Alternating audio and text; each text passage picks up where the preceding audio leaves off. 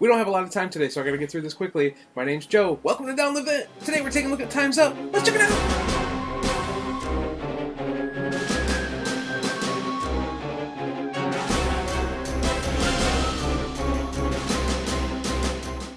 Okay, so let's go ahead and take a look at how to play Time's Up. First, at the beginning of the game, you will decide if you're going to be playing the yellow side or the blue side. So the yellow side here says Call Me Maybe. The blue side here says Toy Story. Doesn't really matter. All the cards are different. Some will have movies, TV shows, songs, books, things like that on them. So we'll just go ahead and we'll say we're playing the blue side this time. So then you'll take the cards, shuffle them all up, and you'll deal 40 cards out evenly between all players, not teams, to all players. Then you'll take 2 more cards and you'll deal them out to each player as well. So each player will have the base set plus 2 more. Then each player will go through the cards and they'll be able to take 2 of them that they maybe don't know or they think would be too hard to guess, and they actually put those away out of the game, and then you have a subset of cards that everyone will be used to guessing then. So you'll end up with 40 cards exactly, but everyone gets to take a choice of 2 and remove them from the game. If you have over 40 people, then I guess that's not possible, but that might be too large of a game, I guess.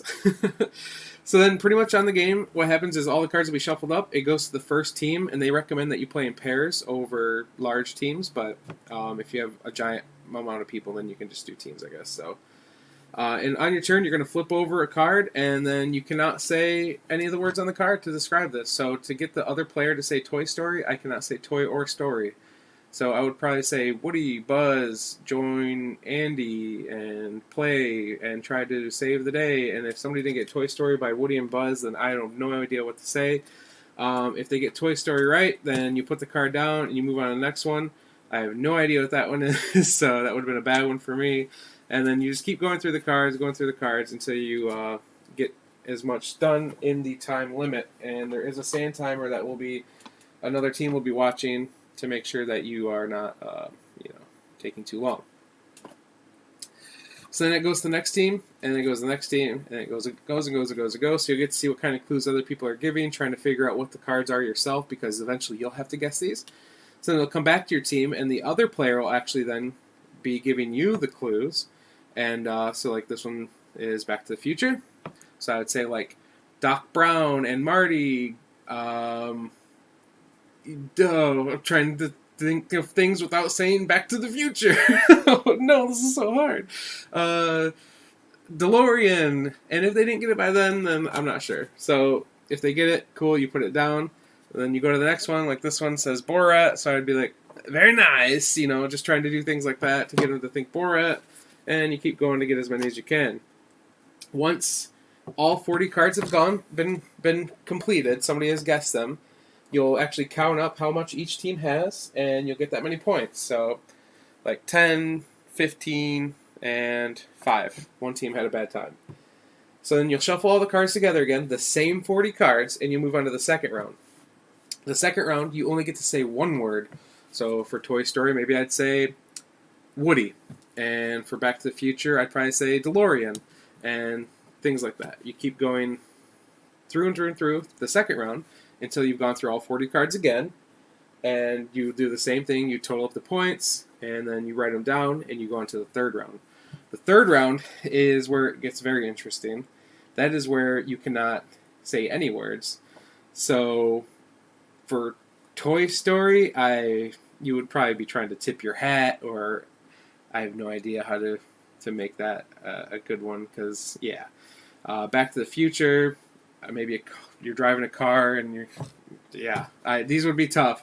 As you can see, it gets pretty interesting. You can get up and act it out as much as you want for the third round, and you keep going through that as well until you get through all 40 cards again. It doesn't take as long as you think. Like, people will catch on pretty quick, and I mean, everyone's been using the same cards through the 40 rounds, or through the 3 rounds, so they're kind of learning what all the cards are. They know what to say, what the answers are possible. I mean, it's multiple choice of, it's 40, which is still a lot, but you'll get there. And then sometimes at the end, there's like 2 or 3 hard ones, and it'll cycle through until finally everyone knows what those 2 or 3 are, and you're just trying to guess which one your partner is actually giving you a hint about.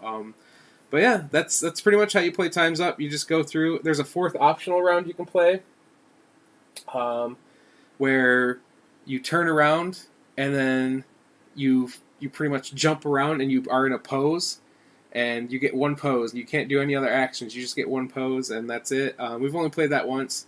People usually don't want to do that one because it requires too much standing up and around. It's a lot like charades at that point, but it's fun when you do it too. So, but like they said, that is the optional fourth round. So that's it. That's pretty much Time's Up. Like I said, it's a really simple game. All you're doing is trying to guess the same 40 cards over and over again.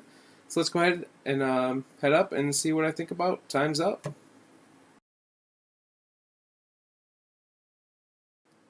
All right, so what do I think about Time's Up? This game is probably my favorite party game of all time. We've played it with heavy gamers. I've played it with people that don't play any games at all, my family, and like just anyone. I will play this game anytime anyone ever wants to play it. It is amazing. I love it. There's like, I don't know how many cards are in the box, but you only use 40 a game. So, and each card is double-sided, so really you're only using half of the cards because you'll only use the blue or the yellow side. So there's a ton of replayability in this box. The memories and like the crazy like things that happen in the game, especially once you get to the later rounds and you can't talk, so everyone's like standing up and doing like stupid like I'm a rhino, or just dumb motions to get you to guess the cards. And sometimes it ends up being things that don't even match. Like it'll be some crazy like long sentence, and one thing will just stick through the entire game because somebody did something in the first round that just makes no sense, but it works because now everyone knows that that card is equated to that action. So, Time's Up. I can't recommend it highly enough. This game is fantastic. It should be in everyone's collection, I think. I've never had a bad time with it, no matter what kind of group of people I've played it with. Minimum players are 4. Just keeps going. You just get bigger and bigger groups. It doesn't matter. And you're just using 40 cards, so it's not like you're just going to use the whole box of cards if you play with a giant group either. So, yeah, that's all I got for Time's Up. You should get it if you don't have it. And until next time, I'm Joe, and you've been watching Down the Vent. Bye.